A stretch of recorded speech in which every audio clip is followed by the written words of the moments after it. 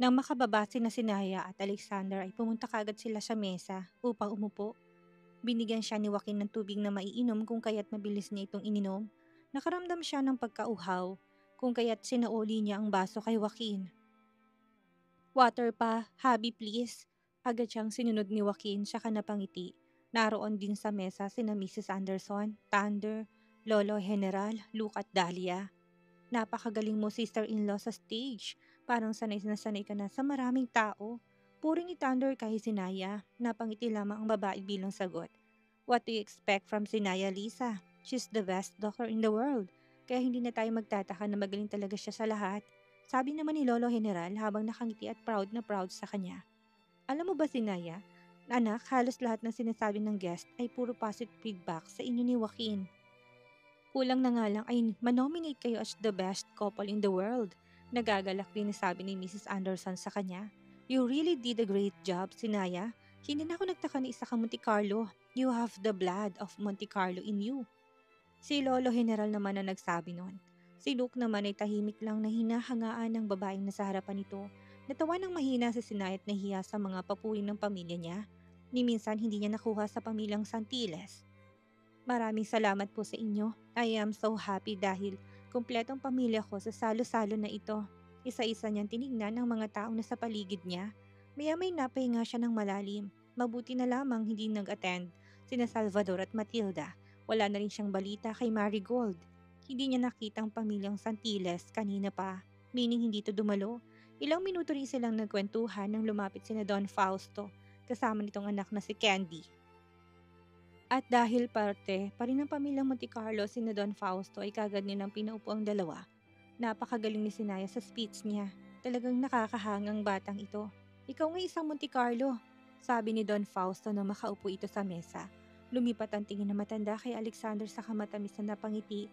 Iho, talagang mana sa mga magulang niya ang pinsan mo. Such a young age pero marami nang napatunayan. Alam kong malaking tulong siya sa future business natin. Napatango si Alexander bilang sagot sa papuri ng matanda. Talagang magaling po si Sinaya. Hindi lang dahil isa siyang Monte Carlo kundi dahil sa hinubog siya ng mga past experiences niya noon. She suffered a lot and she's hungry for success. I am so proud to my cousin. I only hope that she'll be happy for the rest of her life. Sabi ni Alexander habang nakatitig na may pagmamahal sa pinsan. Nalambot ang puso ni Sinaya nang marinig ang sinabi ng pinsan kaya naman hindi niya napigilang magsalita. Kuya, okay na ako sa ngayon. Huwag kang mag-alala. Palagi naman akong pinapasaya ng mga taong nasa paligid ko. At syempre sa aking butihing asawa na si Joaquin.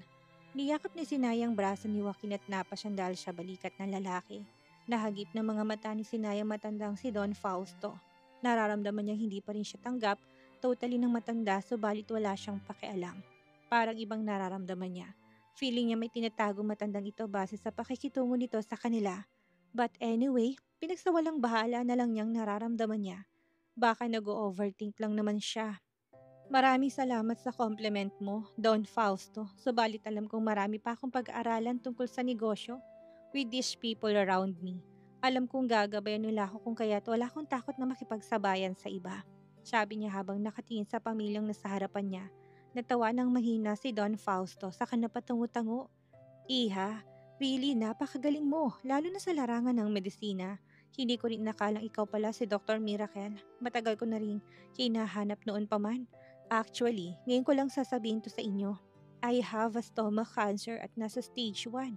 Naglakas ako ng loob para sabihin sa inyo ito dahil alam kong matutulungan mo ko. Dr. Miracle, alam kong ikaw lang ang makakagamot sa sakit ko. Nalaki ang mga mata ng mga taong nasa mesa. Si Candy na ngayon lang nalaman na meron palang sakit ang tatay ng dalaga ay hindi mapigilang mapaiyak at mapayakap sa ama. Dad, bakit ngayon mo lang sinabi yan? Tanong ni Candy, pilit nang umiti si Don Fausto. Ayaw ko mag-alala kayo ni Alexander anak.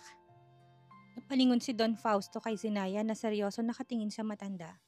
Iha, kung maaari sanang ikaw ang magpagaling sa akin. Napaisip si Sinaya ng malalim. Sabi ng pinsan niya, si Don Fausto ang tumulong sa kanila upang mapalago ulit ang negosyo ng pamilyang Monte Carlo. Kung wala ito ay tsak na bagsak at lubog na ngayon ang negosyo nila. Ayaw naman niyang hindi tumanaw ng utang na loob dahil naging mabuti ang Don sa pamilya niya at syempre magiging mabuti rin siya dito. Napangiti ng matamis si Sinayat na patango. As a doctor, healing is my duty. Pakasyan na lang po sa akin ang medical records mo and I'm willing to help you. Nang marinig ang sinabi ng matanda ay labis na sumayang mukha nito. Nakahinga rin ito ng maluwag at napayakap sa anak na si Candy. Si Thunder na katabi ni Mrs. Anderson ay maluhaluhang tumingin sa ina. Kung may nararamdaman ka, Mommy, wag na wag mo itatago sa amin ha. Ayaw kong ginugulat mo ko. More importantly, you need to be careful with your health. Iniinom mo ba ang binibigay ni Ate Senaya na herbal medicine para makatulog ka ng maayos? Paalala ni Thunder sa ina. Hinawakan naman ni Mrs. Anderson ang braso ni Thunder sa kangitian ng anak. Oo naman anak, simula nung ininom ko ang herbal na yon ay naging okay na ang pagtulog ko. Si Luke ay ganun din ang sinabi sa lolo nito. Ikaw Lo, wala ka bang nararamdamang kakaiba? Tumawa ng mahinang matanda sa kanapailing. Malakas pang lolo mo apo. Simula nung ginamot ako ni Dr. Miracle ay naging okay na pakiramdam ko. Huwag kang mag-alala, malakas pa sa kalabaw ang lolo mo. Pinakita ng matandang muscles kung kaya't napailing si Luke, labis naman ng tuwang nararamdaman ni Don Fausto nang marinig ang sinabi ni Sinaya na gagamutin to ng babae. Nahagip na mga mata nitong lalaking katabi ni Sinaya na si Kitwakin. Alam ng matanda na mahirap kalabanin ang lalaking nasa harapan. Hindi basta-bastang negosyante lamang ang lalaki. Magaling ito at genius katulad ng asawa. Mr. Kitwakin Anderson, kinagagalak din kitang makilala ang isang napakagaling at napakahusay na negosyante sa buong Asya. Sikat din sa iba't ibang bansa. Palagi kong naririnig ang pangalan mo sa iba't ibang media. Bagay na bagay nga kayo ni Sinaya sa isa't isa. Sabi ni Don Fausto at napathumbs up pa. Maraming salamat sa papuri mo, Don Fausto. Kitwakin na lang po, magalang na sabi ni Joaquin sa matanda. Tumango si Don Fausto at lumipat naman kay Sinaya. Masaya ako dahil nakatagpo ka ng mabait na asawa, iha. Matapos sasabihin niyo ni Don Fausto ay pinakilala nitong anak na si Candy sa lahat. Ilang minutong nakalipas ay nagtatawanan na sila dahil panay ang biro ng matanda. Magaling din kasi itong magpatawa. Kitang-kita ni Sinayang masayang ekspresyon ng pamilya niya kaya lumambot ang puso niya. Zenaya anak, you need to eat this vegetable salad. You're pregnant. You and your baby needs to eat nutritious food. Bulong ni Mrs. Anderson sa kanya kung kaya't napatango siya. Salamat po, Mommy. Ngumiti lang si Mrs. Anderson at hinayaan siyang kainin ng isang scoop ng vegetable salad na inilagay sa plato niya. Nang malasahan niya ang salad na yon ay namasa ang kanyang mga mata. Ngayon lamang siya nakaramdam ulit ng pagmamahal ng ina. Simula nung bata pa lang siya, matapos na maisilang si Marigold, tanging nabuhos lang ang pagmamahal ng magulang niya sa bunso niyang kapatid. Usually tahimik lamang siya sa gilid habang pinapanood kung gaano kasayang dati niyang mga magulang habang karga-karga ng mga to ang kapatid niya. Sa tuwing magbe-birthday si Marigold ay palagi ito may regalo, samantalang yung sa kanya ay nakakaligtaan nila. Talagang inispoiled ng dati niyang magulang kapag may sakit iti palagi nitong tinatabihan ng dalaga.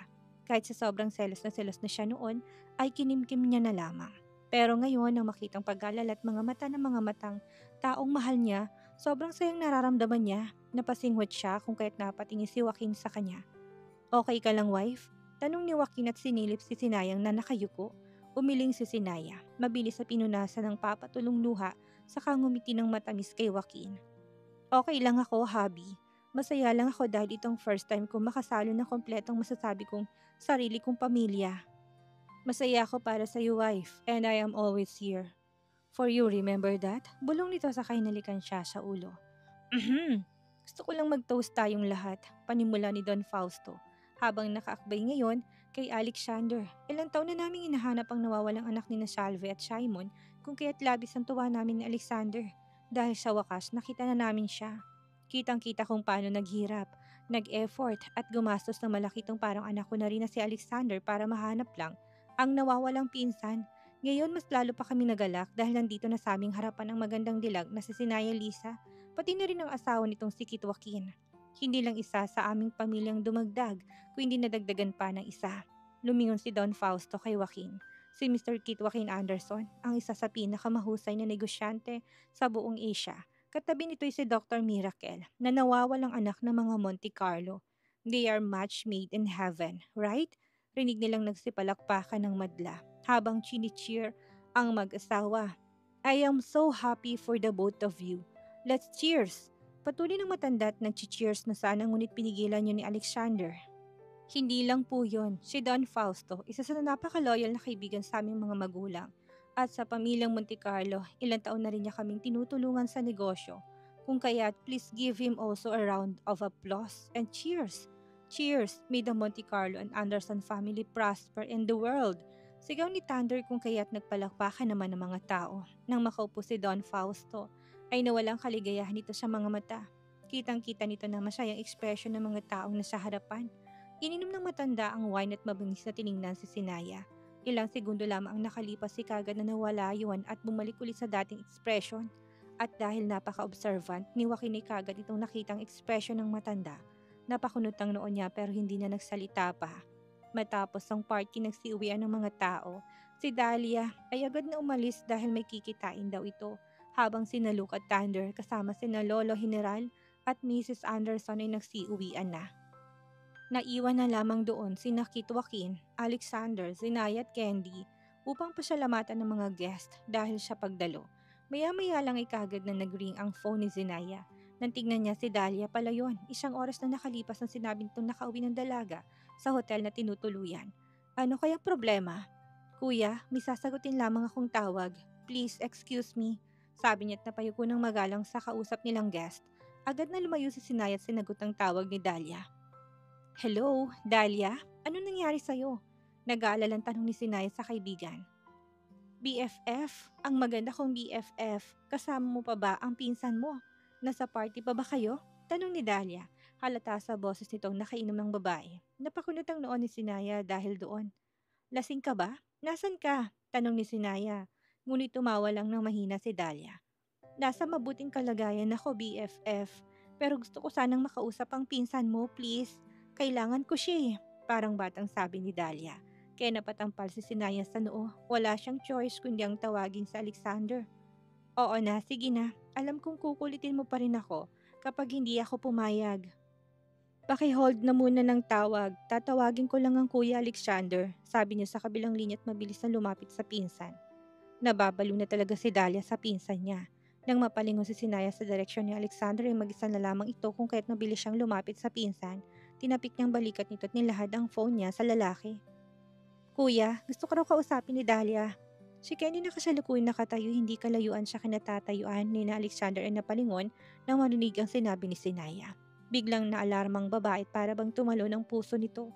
Tinitigan ng dalagang mga mata ni Alexander upang makitang reaksyon nito, ngunit ang tanging nakita lang ni Candy ay blankong ekspresyon. Umaasa si Candy na tatanggihan ni Alexander si Sinaya, subalit walang sabi-sabing tumango ito at kinuha ang phone na hawak-hawak ng pinsan. Hindi inaasahan ng dalaga na talagang kakausapin ni Alexander ang babaeng yon. Nang makitang sinundan ni Sinaya ang pinsan ay napakuyog ng kamao si Candy. Mabilis na tumayong dalaga at sinundan din ng dalawa. Samantala, mas pinili ni Alexander na pumunta sa labas ng hall upang walang makaistorbo sa pag-usap nila ni Dahlia. Ang isang kamay ng lalaki nakatago sa bulsa samantalang isang kamay ay hawak-hawak ang telepono. Huminga ng malalim si Alexander bago nagsalita. Hello, Miss Dahlia? Anong gusto mong pag-usapan? Nang marinig ang boses ni Alexander sa kabilang linya, ay kaagad na naalarma si Dahlia. Kinalma ng dalagang sarili at huminga rin ng malalim sa ngumisi. Alexander, lasing ako. Bawal na ba kitang kausapin? Nandilim ang mga mata ni Alexander, mariing tinikom ang bibig sa kanapabuga ng hangin. Magsasalita sana siya, ngunit naunahan siya ni Dahlia. May love net ako. Gusto ko ng yakapsul at kispirin. Ang boss ni Dahlia nahihimigan ng paglalambing. Halatang nilalandi siya ng babae tinakay siya papunta sa kinaroonan nito. Nang marinig ang sinabi ng babae, lumaki ang mga mata ni Alexander. Hindi niya inasahang ganito ka-corny. Ang babaeng ito. She's the CEO of Dahlia ko. For Pete's sake. Para itong bata kong masta. You're drunk, Dahlia. Hindi yun patanong ko, hindi statement. Tumawa ng mahina si Dahlia. Oo, lasing ako, pero wala naman akong sundo. Nandito ako sa hotel at maraming tao dito sa loob. Maati mo bang may lalaking lumapit sa akin? Alexander, ano gagawin mo? Patuloy pa ni Dahlia habang tinutokso ang lalaki. Saang bar ka? May pag-aalalang tanong niya sa babae. Pupuntahan mo ba ako dito, ha? Tanong ni Dahlia sa kanya. It's a prank. Nandito lang naman ako sa hotel. umiinom at nagpapakalasing. Napahalakak si Dahlia. Obviously, she was really drunk. Napahilot ng noo si Alexander. You are really good at teasing and pranking. Palagi mo yung ginagawa sa akin. Napakagatlabi si Dahlia. Wala ito lang ang paraan para mapansin mo ko. Natahimik si Alexander at ilang segundong hindi nagsalita. Samantalang si Shania na nakatingin sa likuran ng pinsan na tinihintay na matapos ang tawag ay nakatayo lamang sa hindi kalayuan. Gustong makita ni Sinaya ang reaksyon ng lalaki upang makumpirma kung interesado ba to sa kaibigan niya si Dahlia. As her friend, gusto rin niya na mabalaan na agad ang kaibigan. Ayaw niya masaktan si Dahlia, lalo na't baka hindi naman talagang kaibigan niyang tipo ng pinsan. Pero may nangyari sa dalawa bago pa man makapag-react si Sinaya. Ay nakita niyang tumingin sa kanyang direksyon ng pinsan niya kung kaya't kitang-kita ng dalawa niyang mata na ngumiti ito, napayuko at napapailing. Nalalaki ang mga mata ni Sinaya dahil sa sobrang gulat. Ngayong malinaw na sa kanya, malinaw na, Ate Zenaya, naputo lang iniisip ni Sinaya na marinig ang boses ni Candy. Napalingon siya sa babae na ngayon matamis na ngumiti sa kanya. Nakita ko kasing mag-isa ka lang dito sa labas, ate, kung kaya't gusto kong samahan ka. Napatango sa Sinaya at hindi na lamang nagsalita. Ilang segundo rin silang natahimik nang magsalita si Candy. Ate, gusto ko lang sanang humingi ng tawad sa'yo sa nasabi ko kanina. Napatayo ng tuwid si Candy sa kanapayuko. Nahihiyang tumingin kay Sinaya. Napataas ng kilay ang babae, saka curious na tinignan si Candy. Napakagatlabi si Candy saka nagpatuloy. Hindi ko man lang napag-isipan ng mga mabuti ang sinabi ko sa'yo sa loob. I am sorry about that. Pero nagawa ko lang yon dahil sa pag-alala ko kay Kuya Alexander. Nakita ko kasi na nerereto mo siya sa kaibigan mo si Dahlia, kung kaya't hindi ko nagustuhan yon. Hindi naging komportable ang aking pakaramdam na makitang pinaglalapit mo sila sa isa't isa. Oo na, halata naman sigurong gusto kong pinsan mo pero hindi naman ako yung tipo ng babaeng desperada at pinipars ang sarili para sa kagustuhan. Naghihintay na lamang ako ng tamang oras na sana'y mapansin man yan lang ako. Mahabang paliwanag ni Candy kay Zinaya. Alam mo namang kasama ko siyang nung lumaki. Aminin man natin o hindi pero mas kilala ko siya kaysa sayo. Alam ko rin kung anong mga tipot hindi gustong babae ni Kuya. Si Kuya Alexander, ayaw na ayaw nitong pinupwersa siya sa hindi naman niya gusto. Pero nais kong sabihin sa'yo na dahil hindi makahindi sa'yo si Kuya, dahil ikaw ang nawawala niyang pinsan at importante ka sa kanya. Ate Zenaya, alam mo si Dahlia, hindi yan ang mga tipong babae ni Kuya. Sinasabi ko sa'yo, patuloy pa ng dalaga. Napakunot ang noon ni Sinaya na marinig ang sinabi ni Candy. Hindi na rin nagtaka pa si Sinaya na ganito kung umasta si Candy. Marami na siyang nakasalamuhang katulad ng ugali nito, ngunit nagkakamali si Candy ng punto kung kaya't napangisi si Sinaya sa dalaga. Candy, masaya ako dahil alam ko binibigyan mo ng pagpapahalaga ang kuya. Pero sabi mo nga kanina, ang kuya ay ayaw niyang pinupersa sa ayaw niya. Pero tignan mo, kung ayaw niya, bakit hanggang ngayon, kausap pa niyang kaibigan ko si Dahlia. Napalingon sa Sinaya kay Alexander na ngayon ay kausap pa rin ng kaibigan. Yan ang ebidensyang nagugustuhan nitong kausap ang kaibigan ko. In fact, kahit hindi ko na sila tulungan pa para mapalapit sa isa't isa, ganun pa rin ang mangyayari. Napalingon din si Candy sa direksyon ni Alexander. Kita ng dalagang lalaki na hawak-hawak pa rin ang phone at kinakausap ang babaeng si Dahlia. Sandaling sumikip ang dibdib ni Candy. Nilalamon ng dalaga na matinding selos sa katawan. Pero, napahinga ng malalim si Candy. Hirap na tanggapin ang sinabi ni Sinaya. Pero na makita nito lalaking gusto niya na hanggang ngayon ay kausap pa rin si Dahlia, ay naging malinaw na sa dalagang lahat. Candy, tandaan mo, ang pagmamahal hindi pinupwersa dahil kusa tong darating sa'yo. Napakagat sa labi si Candy. Hindi matanggap ang nangyayari ngayon. Walang nagawang dalaga kung hindi bumalik sa loob. Natapos ang grand party na dineklara ni Alexander ng matiwasay, lahat ng social media ay punong-puno ng mukha nila. Nakaabot din ito sa iba't ibang panig ng mundo. Si Sinaya at Kitwakin ay kasalukuyan na sa loob ng kanilang kwarto upang magpahinga. Ilang oras din silang nakipag-socialize kung kaya't drain na rin ang katawan nila. Nang mapalingon si Sinaya sa asawa ay napangiti siya ng matamis. Nilahad ni Joaquin ng kamay nito kaya kinuha niya yon. Agad siyang upo sa mga hita ng lalaki. Simula ngayon, hindi lang ako magpapoprotekta sa'yo. Marami na kami wife, marami na kami totoong pamilya mong handa kang mahalin ng buo. Matapos na marinig ni Sinaya ang sinabi ng asawa, hindi niya napigilan na mapaluha. Tama si Joaquin, hindi na siya mag-iisang muli. Nawala man ang kanyang lola, subalit marami naman ang dumating na taong magmamahal sa kanya. Siguro way na yon ng lola niya upang hindi siya malungkot at sabihin na kahit na wala man ito, ay may mga tao pa rin na nandyan sa kanya para protektahan siya. Mayroon na siyang pinsan, kaibigan at asawang mahal na mahal siya. Kumalma si Sinay at napatango. Thank you, Habi. Sobrang saya ko dahil dumating kayo sa buhay ko. Lalo ka na, may noti Joaquin. Nilapat niyang kanyang labi sa noo, pisngi at mapupulang labi ng lalaki. Ilang segundo rin silang naghalikan nang kumalas bigla si Joaquin. Hingal na hingal man, subalit nagawa pa rin itong magsalita. By the way, meron akong tanong sa'yo. Kumunot ang noo ni Sinaya sa kanalilitong tumingin kay Joaquin. Tinignan lamang siya ng seryoso ng lalaki. Bakit nga ba sobrang bait ni Alexander kay Don Fausto? Tanong nito sa kanya. Kahit na nagulat sa tanong ay sinagot pa rin ni Sinayang lalaki. Si Don Fausto ay matalik na kaibigan ng aking ama't ina. Simula nung nawala ako'y talagang hindi na naasikaso ng ama ko negosyo namin. Lalong-lalo ng negosyo ng mga Monte Carlo. Nung nasa sapat na taong gulang ng aking pinsang si Alexander, ay si Don Fausto nang tumulong at nag-alalay sa kanya sa larangan ng pagnenegosyo. May time din daw na hindi nagtiwala ang mga investors at empleyado kay kuya kung kaya't bumaba ang sales ng kumpanya. Mabuti na lang at nandun si Don Fausto. Tinulungan niyang kuya dahil sa kanya mas nahasa ang pinsan ko sa larangan ng pagnenegosyo. Kaya naman malaki ang utang na loob at salamat namin sa matanda. Utang na loob? Tanong ni Joaquin na may halong pagdududa. Mas lalong nalito si Sinaya sa ekspresyong pinapakita ni Joaquin para itong hindi kumbinsido sa sinasabi niya. Habi, sabihin mo nga sa akin, may problema ba kay Don Fausto? Tanong ni Sinaya at lumipat siya sa upuan sa sofa upang harapin ang lalaki. Natahimik ng ilang segundo si Joaquin para ba itong nag-iisip ng malalim. Hindi nito alam kung saan magsisimula.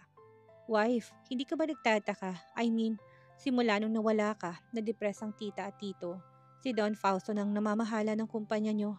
Nang nasa tamang edad naman sa Alexander, upang mag-take over ng kumpanya ng pamilyang Monte Carlo ay nagkagulo ulit kayo. Si Don Fausto pa rin ang tumulong sa inyo. Mas lalong napakunod sa Sinaya dahil sa sinabi ng asawa. Kitang pagkagulat sa mukha niya. Habi, ang ibig mo bang sabihin ay may ibang pakay si Don Fausto? Pero tinulungan yung pamilya namin, lalo na negosyo namin upang hindi ito bumagsak. For how many years? Si Don Fausto ng mentor ni Kuya Alexander, niwala nga itong hiningin kapalit sa kanya o sa pamilya namin. Napahinga ng malalim si Joaquin saka napailing. Pag-isipan mo ng mabuti, wife. Alam kong close si Don Fausto at ang pamilya Monte Carlo. Aware din ako na meron silang sariling kumpanya. Pero come to think of it, paano nawalan tiwala ang mga tao kay Alexander Monte Carlo? I mean, maybe he's in the right age and is the new in the business, but Alexander is a genius kid like you. He was also the prince of Spain in the past. So paano nila hindi nagustuhan si Alexander? Kung ako na isang mamamayan ng Spain, I would trust the prince, right? Unless merong sumira sa katauhan ng kuya mo, maybe behind his back, may taong nagbibigyan ng masasamang chismis tungkol sa pinsan mo. At sino nga bang malapit kay Alexander noon at hanggang ngayon? Tinignan ng seryoso ni Joaquin si Sinaya. Si Don Fausto, sagot ng babae. Napatango si Joaquin. Tama, siguro immature si Alexander noon pero hindi naman siya ignorante, hindi ba? I mean, alam ko tiwala ko na masusolusyonan niya ang problema ang kinakaharap niya noon. Pero sino nga bang agarang tumulong sa binata? Si Don Fausto, tama? Si Don Fausto na kagad na sinolusyonan ng problema ng pinsan mo. So anong ibig mo sabihin? Napatapik-tapik si Joaquin sa armrest ng wheelchair. Ang point ko, si Don Fausto nagpa-dissolve ng chismis tungkol kay Alexander kung kaya't madali nitong nasolusyonan ang problema ng pinsan mo. At madali ring nagtiwala ang mga investors at empleyado sa kanya, hindi ba? Pangalawa't dahil malapit siya sa lalaki nagkaroon ng maraming posisyon ng pamilya niya. Halimbawa na doon si Candy na head sa sariling kumpanya nyo. Ang alam ko rin pati ang asawa ni Don Fausto mayroong posisyon sa pharmaceutical business nyo. Tinanggap yun ni Alexander at tinayaan na lang dahil tinatawag niyong utang na loob. Biglang tumindig ang balahibo ni Sinaya. Napaawang ang labi niya nang marinig ang sinabi ng asawa. Si Sinaya isang doktor at ang profesyon ay tungkol sa medisina. Kaya yun lang ang alam niya, wala siyang kaalam-alam tungkol sa mga affair sa negosyo. Samantalang kanyang asawa ay sobrang mahusay at matalino doon.